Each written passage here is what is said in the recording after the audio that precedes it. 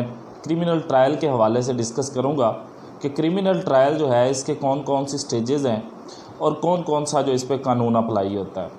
तो क्रिमिनल जो basically trial है ये कब शुरू होता है और इसमें जो जो स्टेजेस आती हैं उन पे कौन कौन सा जो है वो कानून अप्लाई होता है।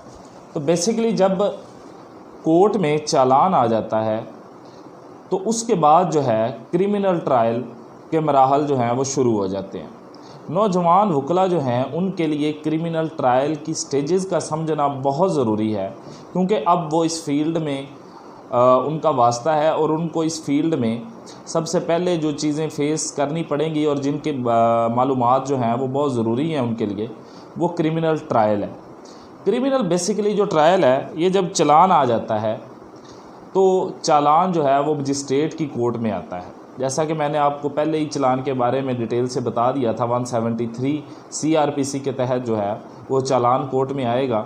तो कोर्ट जो है उसमें उसकी इंक्वायरी जो है वो देखेगी उसको कि क्या इसमें आया कि इसमें इतना मवाद मौजूद है, इतना मवाद मौजूद है कि इस पे जो है वो कोई भी जुर्म जो है वो साबित हो सकता है, क्या एविडेंस इतनी उसके हवाले से मौजूद है। तो जब कोर्ट देखेगी कि प्राइमा फशाई जो है वो केस बन रहा है तो कोर्ट उस पर जो है वो कॉग्निजेंस लेगी। कॉग्निजेंस लेने के बाद कोर्ट देखेगी कि ये ट्राइएबल बाय मजिस्ट्रेट है या ट्राइएबल बाय सेशन है। अगर तो वो ट्राइएबल बाय मजिस्ट्रेट होगा तो 190 सेक्शन CRPC का है उसके तहत वो उसका ट्रायल मजिस्ट्रेट करेगा। अगर वो ट्राइएबल बाय जो है वो सेशन है तो उसको जो है सेक्शन 190 का सब सेक्शन जो 2 है उसके तहत जो है वो सेशन कोर्ट को भिजवा देगा, क्योंकि वो उसके दायरा इख्तियार में नहीं है, वो उसका ट्रायल नहीं कर सकता मजिस्ट्रेट, तो वो उसको 190 CRPC के सब सेक्शन 2 के तहत वो सेशन को भिजवा देगा। अब जब सेशन के पास जाएगा तो सेशन देखेगा क्या मैं इसका ख़ुद ट्रायल करूं या इसको आगे किसी एडिशनल सेशन जज को भेज दूं। अगर तो वो ख़ुद रखेगा तो ठीक है, अगर वो ख़ुद नहीं रखना चाहता तो वो उसको सेक्शन जो है 193 जो है उसका सब सेक्शन 2 उसके तहत जो है वो उसको आगे एडिशनल सेशन जज को रेफ़र कर देगा। अब जो है जज जो है सबसे पहले क्या करेगा, सबसे पहले जज जो है एडिशनल सेशन जज जो होगा, मैं आज जो है वो सेशन ट्रायल के हवाले से डिस्कस करूंगा। तकरीबन जो है सेशन और मजिस्ट्रेट का ट्रायल सेम है, लेकिन इसमें कुछ चीज़ें हैं जो जिनमें फ़र्क है, लेकिन मैं सेशन ट्रायल के हवाले से डिस्कस करूंगा। अब सेशन जज एडिशनल जो होगा वो उसको मुल्ज़मान को तलब करेगा। अगर तो वो जेल में है मुल्ज़म तो उसको बज़रिया सुपरिटेंडेंट ऑफ जेल जो होगा उसको मतला किया जाएगा कि आपके खिलाफ ट्रायल शुरू हो गया है, फ़लाँ डेट को आपकी तारीख़ है। अगर वो बरज़मानत रिहा है, बाहर है, तो उसको जो है अदालत बज़रिया पुलिस जो है वो इतला दी जाएगी कि आपके ख़िलाफ़ फ़लाँ अदालत में ट्रायल शुरू हो गया है, आपकी फ़लाँ पेशी है, फ़लाँ जज के पास आपने पेश होना।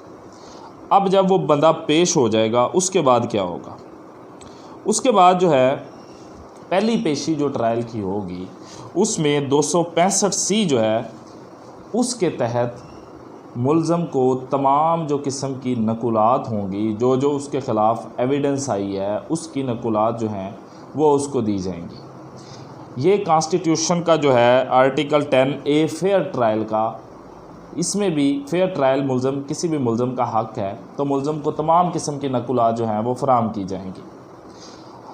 पहली पेशी जो है ये तकसीम नकुलात की होगी। सेकंड कम अज़ कम इसमें 7 दिन का वक्फ़ा होना चाहिए।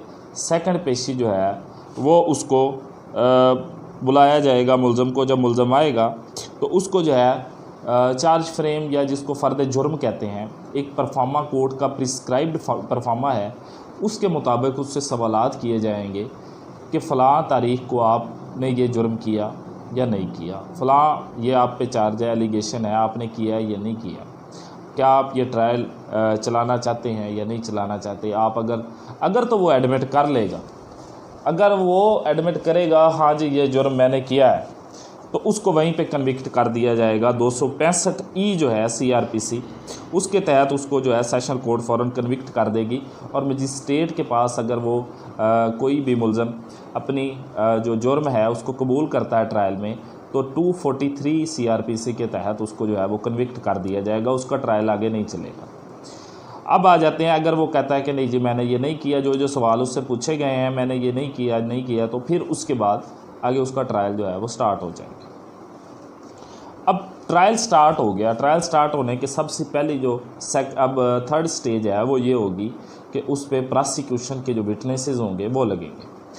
बिल तरतीब जितनी भी जो भी एविडेंस मौजूद है प्रोसिक्यूशन की, वो उस पर जो है वो एविडेंस देंगे। अब उन सब की एविडेंस होगी जिसको हम चीफ़ कहते हैं। चीफ़ होने के बाद जो है उन पे क्रॉस होगी। चीफ़ बेसिकली जो कानून शहादत का आर्टिकल 132 है, अगर आप उसको पढ़ें तो आपको चीफ़ और क्रॉस का पता चल जाएगा। चीफ़ होने के बाद जो मुल्ज़म का वकील होगा वो उन पे तमाम गवाहान पे जो है वो क्रॉस एग्जामिनेशन करेगा। अब चीफ़ होगी, क्रॉस होगी, उसके बाद जो है स्टेज आ जाती है मुल्ज़म का बयान। मुल्ज़म का जो बयान है वो किस सेक्शन के तहत होगा? 342 CRPC के तहत जो है वो मुल्ज़म का बयान होगा। उस बयान में एक पहले बयान हो गया जो उसके सवालात पूछे गए। अब ये होगा, इसमें मोस्टली ये प्रैक्टिकल होता है कि वकील जो है उसको तमाम चीज़ें जो है वो समझा देता है, उसके मुताबिक वो उसके जवाबात देता जाता है।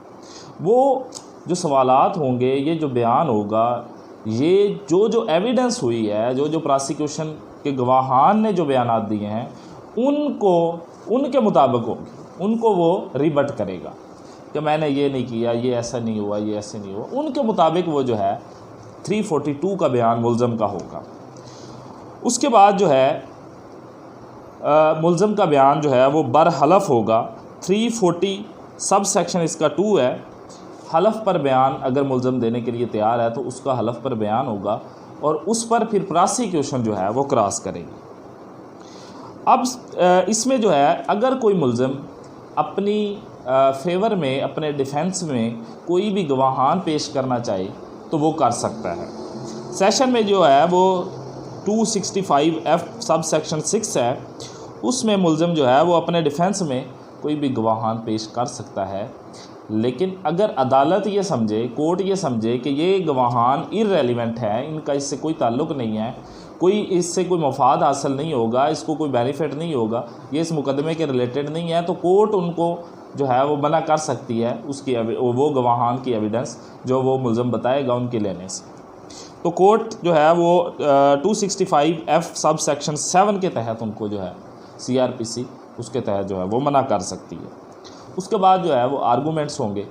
ये तमाम प्रोसीजर कंप्लीट हो गया। इसके बाद आर्गूमेंट्स जिसको हम बहस कहते हैं, बहस होगी 265G के तहत जो है वो बहस होगी।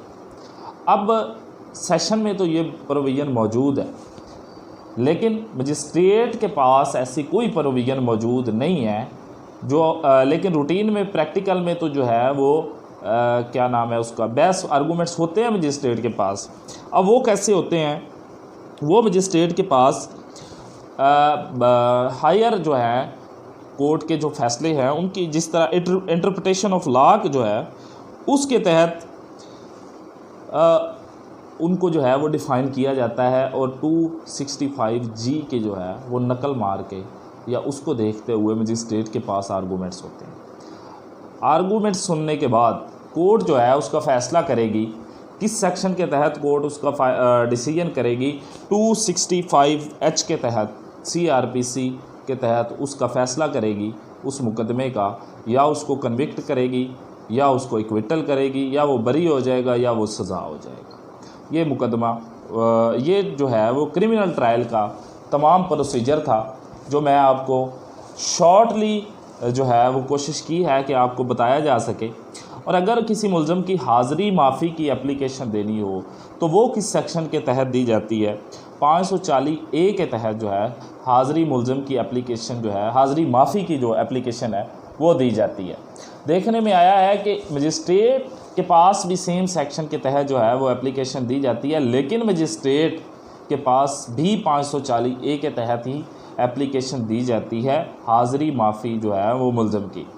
लेकिन जो ये कानून 205 है CRPC उसके तहत सिर्फ़ और सिर्फ कंप्लेंट केसेस में हाज़री माफ़ी की एप्लीकेशन दी जा सकती है। तो ये आज का ट्रायल का टॉपिक